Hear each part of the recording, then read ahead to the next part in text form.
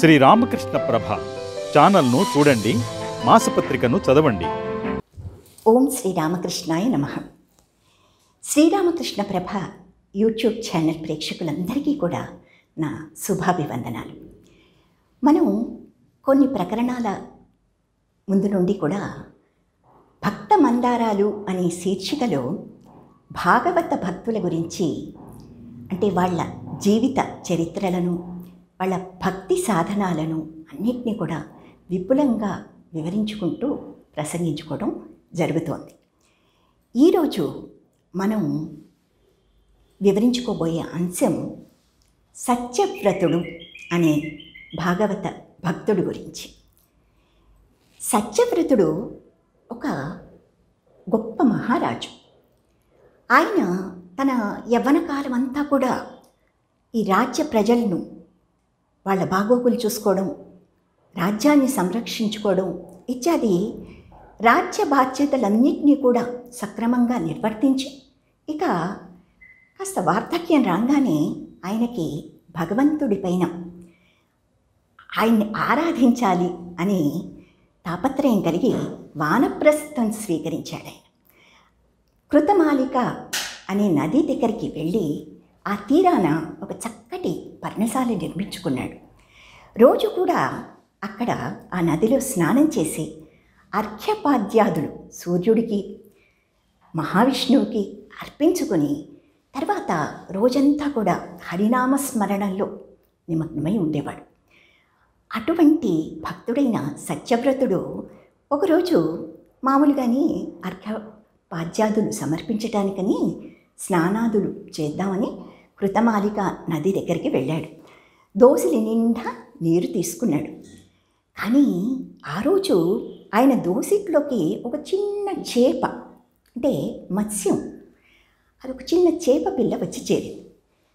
ఆయన వెంటనే దాన్ని నదీ జలాల్లో వదిలేద్దామని చెప్పి ప్రయత్నిస్తుండగా అది మానవ భాషలో, మహారాజా, నన్ను ఈ నదిలో వదిలితే ఇక్కడ ఉండే పెద్ద మొసళ్ళు, పెద్ద పెద్ద చేపలు, తిమింగళాలు అన్నీ కూడా చిన్న పిల్లనైనా నన్ను భక్షించేస్తాయి. కనుక నువ్వు నన్ను రక్షించాలి. నీ కమండలంలో వేసుకుని నన్ను నీ పర్ణశాలకి తీసుకువెళ్ళు అని ప్రార్థించిందిట. సరే, మహారాజుకి చాలా జాలి కలిగింది. కమండలంలో వేసుకున్నాడు, చేపపిల్లని పర్ణశాలకి తీసుకువెళ్ళాడు. ఆ కుటీరంలో ఒక రాత్రంతా ఉన్న తర్వాత మర్నాడు మళ్ళీ కృతమాలిక నది తీరానికి వెళుతూ కమండలం తీసుకువెళ్ళి అక్కడ తీసి చూస్తే, కమండలం మూత తెరిచి చూస్తే ఈ చేపపిల్ల క్రితం రోజు చిన్న పిల్ల, అలాంటిది ఇప్పుడు కమండలం అంతా నిండిపోయింది.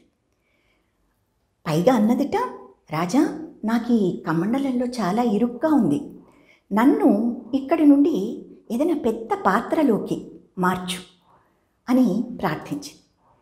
సరే, సత్యవ్రతుడు ఆశ్చర్యపోతున్నాడు. చేప మనుష్య భాషలో మాట్లాడడం అనేది మొదటి ఆశ్చర్యం, రెండోది ఇంత పరిమాణంలో పెరిగిపోతుందని. సరే, ఆశ్చర్యాన్ని అణుచుకుంటూ దాన్ని ఒక పెద్ద పాత్రలో వేశాడు. ఆ రోజు రాత్రి గడిచి మర్నాడు అయ్యేసరికి తీసి చూస్తే ఆ పెద్ద పాత్ర అంతా కూడా ఆక్రమించేసింది చేపపిల్ల. ఇప్పుడు చేపపిల్ల కాదు, అది పెద్ద చేప అయిపోయింది. ఇది ఏంటి అని ఆశ్చర్యపోతూ ఆయన ఏం చేయాలని ఆలోచిస్తుంటే, రాజా, నన్ను ఒక మడుగులోకి మార్చు అని చేపే చెప్పింది. సరే అని ఒక మడుగులోకి తీసుకెళ్ళి దాన్ని వేశాడు సత్యవ్రతుడు. అయితే ఆ క్షణం నుండి అది పెరగడం మొదలుపెట్టి చూస్తుండగానే మడుగంతా కూడా నిండిపోయింది. సత్యవ్రతుడికి ఇక ఏం చేయాలో తోచలేదు. సరే, మళ్ళీ నది దగ్గరికే తీసుకెళ్దాం అనుకుంటూ ఉండగా, రాజా, ఇన్ని రోజులు నన్ను రక్షించావు, నన్ను ఇప్పుడు మళ్ళీ తీసుకెళ్ళి నదిలో వేస్తే మళ్ళీ కథ మొదటికి వస్తుంది. ఈ ముసళ్ళు, పెద్ద చేపలు, తిమింగలాలు అన్నీ నన్ను మింగేస్తాయి కదా, కాబట్టి నువ్వు నన్ను రక్షించు అంటే అప్పుడు సత్యవ్రతుడికి ఆశ్చర్యం, నిజమైన అతనికి ఏం చేయాలో తెలియని పరిస్థితి ఏర్పడింది. అతను ఆలోచించాడు, ఇది ఏమై ఉంటుంది అని ఆలోచిస్తే ఈ మాయ ఏమిటో ఆయనకి వెంటనే స్ఫురించింది. ఇది విష్ణుమాయ తప్ప మరొకటి కాదు ఆ శ్రీహరి తన లీలను ఈ విధంగా చూపిస్తున్నాడు అని నిశ్చయించుకుని, స్వామి, నాకు నీవెవరివో తెలిసిపోయింది. నువ్వు మత్స్య రూపాన ఉద్భవించిన ఆ శ్రీమన్నారాయణుడివి. నాకు నీ సాక్షాత్కారం ఈ రూపాన ఇచ్చావు, చాలా సంతోషంగా ఉంది. కానీ ఈ అవతారం నీవెందుకు దాల్చావు, అది నాకు దయచేసి బోధించు, తెలియపరచు అని వినమ్రంగా వేడుకున్నాడు సత్యవ్రతుడు. సరే, చేప మనుష్య భాషలో మాట్లాడుతోంది కదా, చక్కగా చిన్న నవ్వు నవ్వింది. అది నవ్వి, అవును సత్యవ్రత, నీవు సరిగ్గానే ఊహించావు. నేను శ్రీమన్నారాయణ్ణి. నేను ఒక ఉద్దేశంతో ఈ అవతారం దాల్చాను. నీకు అదేమిటో చెప్తాను. ఈ అవతారంలో, ఈ మీనావతారం, మత్స్యావతారంలో నా పేరు శఫరి. నేను ఈ రూపంలో ఎందుకు ఉద్భవించాను అంటే, ఇక 7 రోజుల్లో, నేటి నుండి నువ్వు లెక్క పెట్టుకుంటే 7వ రోజున పెద్ద ప్రళయం, ఆ ప్రళయం సంభవించరా ఆస్కారం ఉంది, సంభవిస్తుందని. ఇదంతా కూడా జరగవలసినదే ఈ కార్యక్రమం. కనుక ఈ ప్రళయం సంభవించినప్పుడు అన్నీ కూడా నష్టమైపోతాయి. సముద్ర జలాల్లో చరాచర నిర్జీవ రాశులన్నీ కూడా సముద్ర జలాల్లో కలిసిపోవడం జరుగుతుంది. అప్పుడు నువ్వు మాత్రం క్షేమంగా ఉంటావు. నీకు నేను ఒక కార్యక్రమం ఇస్తున్నాను, అది నెరవేర్చేటందుకు నీకే హాని కలగకుండా నేను చూస్తాను. ఈ 7 రోజుల లోపల నీవు భూమిపైన ఉన్న మంచి మంచి ఔషధ రాసులను, విత్తనాలను, వీటన్నిటినీ సేకరించి 7వ రోజున నీ దగ్గరికి ఒక నావ వస్తుంది. ఆ నావలో సప్తర్షులు ప్రయాణం చేసి వస్తూ ఉంటారు. వారితో పాటు నీవు కూడా నావలో ఈ ఔషధులను, విత్తన రాసులను అన్నిటినీ తీసుకుని నావలో ఎక్కు. ఆ తరువాత ఏం చేయాలో నేను నీకు చెప్తాను. ఈ పని ముందు చేయి అని సత్యవ్రతుడికి శ్రీహరి ఆనదిచ్చాట. సరే, ఎంతో స్తుతించాడు సత్యవ్రతుడు. ఇంకా ఆ రోజు నుండి సేకరించడం మొదలుపెట్టాడు. భూమి మీద ఔషధ రాసులు, విత్తనాలు, ఇంకా అమూల్యమైన ఆ పంటలకు సంబంధించిన విత్తనాలు, ఇవన్నీ కూడా శ్రీహరి చెప్పిన విధంగా ప్రోగు చేసి సంచులలో వాటిని చక్కగా మూటగట్టి ఆయన ఎదురు చూస్తున్నాడు. ఆ ప్రళయ సమయం రానే వచ్చింది. 7వ రోజు ఈయన చూస్తుండగానే పెద్ద సుడిగాలి వీచి పెద్ద పెద్ద వృక్షాలు, నదీ తీరానున్న ఆ వృక్షాలన్నీ కూడా వేళ్లతో సహా పెకిలించబడి ఆ సముద్రంలో కొట్టుకుపోతున్నాయి. అలాగే ప్రపంచమంతా కూడా, అందులో ఉండే చరాచర జీవరాశులన్నీ కూడా అందులో కలిసిపోవటం సత్యవ్రతుడు కళ్ళారా చూశాడు. సరే, ఏం చేయాలి తాను అనుకుంటూ ఉండగా అంధకారం ఎక్కడ చూసినా ఇంకా ఆయన కనపట్టలేదు. ఇంకా ఆ స్థితి వచ్చింది. అంతలో ఒక కొన్ని కాంతి కిరణాలు అద్భుతమైన ప్రకాశంతో ఒక కాంతి ఆయన దగ్గరికి రావటం సత్యవ్రతుడు గమనించాడు. అది ఎవరితో కాదు, నావ ఆయన దగ్గరికి వచ్చింది. శ్రీహరి చెప్పినట్టే సప్తర్షులను తీసుకుని వాళ్ళని ఎక్కించుకున్న ఒక నావ ప్రయాణిస్తూ ఆయన వద్దకు వచ్చింది. ఆ సప్తర్షుల దేహ కాంతులు ఎంత అద్భుతంగా ఉన్నాయంటే, వాళ్ళు తపోధనులు. ఆ తపస్సాధనలతో ఆ శక్తి అంతా కూడా ఒక తేజోరూపంగా వాళ్ళ దేహాల నుండి వెలువడుతోంది. ఆ కాంతిలో సత్యవ్రతుడు చుట్టూ పరిసరాలని గమనించగలిగాడు. సరే, ఆయన శ్రీహరి చెప్పినట్టే ఎక్కి కూర్చున్నాడు పడవలు. ఈ మహర్షుల నామస్మరణలో ఉన్నారు. వాళ్ళు ఈ లోకంలో లేరు, బాహ్యలోకంలో. సత్యవ్రతుడు ఎక్కడం కానీ, లేక ఈ నావ మళ్ళీ వెళ్ళిపోవడం కానీ, ముందుకు సాగడం కానీ, ఇవేవి వాళ్ళు గమనించటం లేదు. హరినామస్మరణలో ఉన్నారు వాళ్ళు. సత్యవ్రతుడు వాళ్ళతో పాటు కూర్చున్నాడు. ఎక్కి కూర్చుని ఆ నావ ప్రయాణిస్తూ ఉంటే ఆ గాలి ఊపుకి అది ఇటు అటు పడవ చెదిరిపోతోందిట. అప్పుడు దూరంగా ఆయనకి మత్స్యనారాయణుడి దర్శనం మళ్ళీ జరిగింది. ఆ మత్స్యనారాయణుడు ఎలా ఉన్నాడు అంటే చిరుగరులు, కురుగరులు, వలద మీసలు, పసిడి యొడలు, సిరిగల పొడలున్. కురుగరలు, వరద మీసలు, పసిడి యొడలు, సిరిగల పొడలున్. నెరిమోమ నొక్క కొమ్ముయు, మిరిచూపులు కలిగి విభుడు మీనంబయ్యన్ అంటారు పోతనామాచ్యులు. అంటే ఆ చేప ఒక ప్రత్యేక చేపగా ఉందది, మామూలు చేపల్లాగా లేదది. ఎలా ఉందంటే కురుకరులు, చిన్న చిన్న చిన్న చిన్న రోమాలు ఉన్నాయి దానిపైన. వలద మీసలు, రెండు వైపులా కూడా మీసాలు ఉన్నాయట, మూతికి ఇరుపక్కల కూడా, మూతికి ఇరుపక్కల మీసాలు ఉన్నాయి. పసిడి ఓడలు, దాని రంగు ఎలా ఉంది అంటే బంగారు కాంతులతో మెరిసిపోతోంది. సిరిగల పొడలు, దాని మీద అందమైన మచ్చలు. అటువంటి ఈ చేపకి ముఖంలో ఒక కొమ్ము ఉంది, మోమున నెరిమోమునొక్క కొమ్ముయు. ఆ కొమ్ముతో పడవకి ఆధారం చేసింది, ఆ కొమ్ముని ముందు వైపు. పడవ క్రింద తాను ఆధారం అయ్యాడు మత్స్య రూపంలో శ్రీహరి. ఆ తర్వాత చిరుతోకయు, దానికి మోమునొక్క క్రొమ్ముయు చిరుతోకయు, మిరిచూపులు కలిగి విభుడు మీనంబయ్యన్.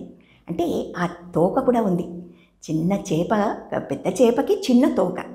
అటువంటి ఈ ఆకారంలో ఉన్న శ్రీహరి ఆ పడవని మోస్తూ ఉండగా వాసుకి సర్పం అక్కడ ఆయన ఆనతి మీద అక్కడికి వచ్చింది.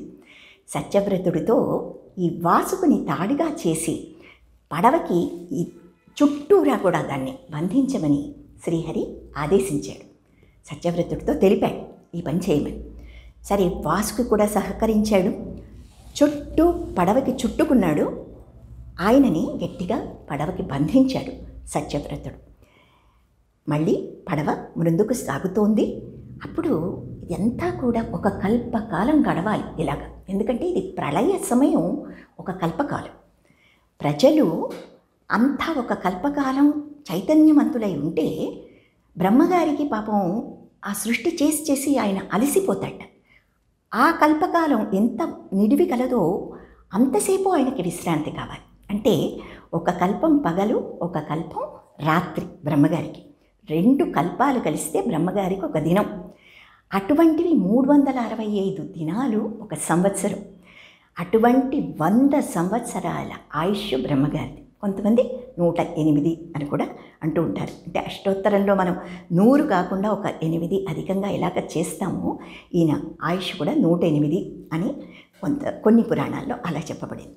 సరే, బ్రహ్మగారు నిద్రపోతూ ఉండగా ఆ సమయంలో ఈయన ఈ పడవని రక్షిస్తూ శ్రీహరి మత్స్యనారాయణుడిగా తీసుకువెళుతూ మధ్యలో సత్యవ్రతుడు అడిగాట, నీ బ్రహ్మజ్ఞానం నాకు ఊరికే కూర్చుని బదులు నీ జ్ఞానం, నీకు తెలిసిన జ్ఞానం అంతా నాకు ఉపదేశించు నారాయణ అని ఆయన ప్రార్థించినప్పుడు సత్యవ్రతుడికి బ్రహ్మజ్ఞానాన్నంతటిని కూడా ఉపదేశించాడు. ఈ కల్పకాలము కూడా శ్రీహరి. ఆయనకి తోచకపోవడం అంటూ లేదు. ఇక చక్కగా అదంతా కూడా వింటూ మైమర్చిపోతూ వాళ్ళు ఒడ్డు చేరారు. కల్పకాలం అయిపోయింది, ఒడ్డు చేరుకున్నారు. చేరుకున్న తర్వాత వీరిని ఒడ్డు చేర్చి శ్రీహరి మళ్ళీ ఆ జలాల్లో ప్రవేశించాడు. తను ఆ మత్స్య రూపంలోనే లోపలికి జలాల్లోకి వెళ్ళిపోయి ఆయన ఏం చేశాడు అంటే సోమకుడు, కొంతమంది హయగ్రీవుడు అంటారేంటి, ఆ రాక్షసుడు లోపల బ్రహ్మగారు నిద్రిస్తున్న సమయంలో ఆయనకి ఇక స్పృహ ఉండదు, అంతా అలసిపోయి నిద్రిస్తాడు ఆయన. 4 ముఖాల్లోనూ వేదాలు ఉంటాయి ఆయనకి. ఆ వేదాలను అపహరించేశాట ఈ రాక్షసుడు. లోపల దాచుకున్నాడు, తన లోపల తన లోకంలో అది దాచిపెట్టుకున్నాడు. వాటిని అవి ఉంటే కానీ మళ్ళీ బ్రహ్మగారు సృష్టించలేరు, పునఃసృష్టి చేయలేరు. వాటి ఆధారంగా ఆయన సృష్టి చేస్తారు. కనుక ఆ కార్యక్రమం జరిపాడు శ్రీహరి. క్రిందికి వెళ్ళి ఆ రాక్షసుణ్ణి మృతి పొందించి, అంటే వధించి, ఆయన వేదాలను తీసుకొచ్చి మళ్ళీ బ్రహ్మగారి ముఖాల్లో పెట్టాడు. ఇదంతా కూడా పరీక్షిత్తుకి సుఖమహర్షి తెలుపుతూ ఆయన అద్భుతమైన ఈ కథను చెప్తూ ఉంటే భక్తి పారవస్యంతో మునకలైపోయారు సుఖయోగి. అలాగే వింటున్న పరీక్షిత్తు కూడా ఒక తన్మయత్వంలో ఉన్నాడు. అలా ఉన్నారు వాళ్ళిద్దరు. అప్పుడు పోతనమాచ్యుల వారి పద్యం మరింత రమ్యంగా ఉంటుంది. ఈ పరిస్థితి వివరించేటప్పుడు ఆయన అంటారు, ప్రళయాంబోనిధిలోన మేన్మరచి నిద్రంజెందు వాలీసు మోములందు వేదములన్ గొన్న దైత్యుని మృతి పొందించి సత్యవ్రతున్ లలగన్ బ్రహ్మపు మాటలు తెలిపి సర్వాధారుడై మీనమై జలధిన్ గ్రుంకుచు తేలుచు మెలిగిన రాజన్మూర్తికి మృక్కెదన్ అంటారు. పోతనామాచ్యుల వారు సుఖయోగి ఈ విధంగా అన్నాడు అని అద్భుత కవిత్వం ఆ కవనం చేశారు. ఆయన ఆ పద్యం రాశారు. అంటే ప్రళయ సమయాన ఆయన చేసిన 2 కార్యక్రమాలని ఇందులో వివరించారు. ఆ ప్రళయ జలాల్లో వెళ్తున్నప్పుడు సత్యవ్రతుడికి జ్ఞానబోధ చేయటం జరిగింది. తర్వాత బ్రహ్మగారు అసలు ఒళ్ళు తెలియని నిద్రలో ఉన్నప్పుడు ఆయన మోములోండి ఆయన 4 ముఖాల్లోండి వేదాలు సంగ్రహించి 4 వేదాలని సంగ్రహించిన ఆ రాక్షసుణ్ణి మృతి పొందించి, అంటే ఆయన్ని చంపివేసి వధించి మళ్ళీ కూడా ఆయన మోముల్లో అది మళ్ళీ పునఃస్థాపితం చేసి ఆ విధంగా సృష్టి కార్యక్రమాన్ని మళ్ళీ ముందుకు జరపడానికి శ్రీహరి ఈ విధమైన కార్యక్రమం నిర్వహించాడు అని ఈ కథనం మనం సత్యవ్రతుడు ఎంత భక్తుడంటే ఆయనకి శ్రీహరి దర్శనమే కాక ఇటువంటి కార్యక్రమం ఇచ్చి మరో వైవస్వత మన్వంతరం అనబడి ఇదంతా కూడా ఈ కథనం చాక్షుక మన్వంతరంలో జరిగింది మనం చెప్పుకున్న కథనం. తర్వాత చాక్షుక మన్వంతరం తర్వాత వచ్చేది వైవస్వత మన్వంతరం మనం ఇప్పుడున్నది ఆ మన్వంతరంలోని. దీనికి అధిపతిగా సత్యవ్రతుడు మళ్ళీ వివస్వంతుడు అని సూర్యుడు ఆయన పుత్రుడైన వైవస్వంతుడిగా జన్మించి అధిపతిగా ఇప్పుడు మనకి ఈ వైవస్వత మన్వంతరానికి అధిపతి ఆయన. అటువంటి అధికారం ఇచ్చాడు ఆయనకి. ఎందుకు అంటే దీనికి కారణం మత్స్యపురాణంలో తెలుపుతారు. దానికి ఒక చిన్న కథనం 2 వాక్యాల్లో చెప్పుకుందాం. ఒకసారి కృతమాలిక నది ఒడ్డున శ్రీహరి ధ్యానంలో ఉన్న సత్యవ్రతుడికి ఆయన ప్రత్యక్షమై నీకేదైనా వరం కావాలంటే కోరుకో అని అనుగ్రహిస్తాను అని ఆయన అభయం ఇవ్వటం జరిగింది. అయితే సత్యవ్రతుడికి ఏ వరం కోరుకోవాలో తెలియలేదుట. ప్రభు నీ దర్శనమైంది, ఇంతకంటే అదృష్టం నాకు ఇంకేముంటుంది, కానీ నీవే కోరుకోమన్నావు కాబట్టి నాకు చాలా కాలంగా ఒక కోరిక ఉంది. ప్రళయాన్ని ఆ తర్వాత ప్రళయకాలం తర్వాత మళ్ళీ సృష్టి ఆరంభం ఈ రెండింటినీ కూడా నేను చూడగలగాలి అని నాకు అప్పుడప్పుడు అనిపిస్తూ ఉంటుంది. ఆ కోరిక నెరవేరిస్తే సంతోషిస్తాను అని అన్నాడట. ఆ కోరిక తీర్చడానికి ఇప్పుడు ఈ ప్రళయ జలాలలో బ్రహ్మజ్ఞానం ఆయనకి ఉపదేశించి ఇప్పుడు మన ప్రస్తుత మన్వంతరమైన వైవస్వత మన్వంతరానికి అధిపతిని చేశాడు. సత్యవ్రతుడిని ఈ విధంగా శ్రీహరి అనుగ్రహించాడు. ఆయన భక్తులని అనుగ్రహించే విధానమే అతి విశిష్టమైనది. ఈ కథ ఇంతటితో సమాప్తి చేసుకుందాం. సర్వం శ్రీమన్నారాయణార్పణమస్తు. ఓం శాంతి శాంతి శాంతి.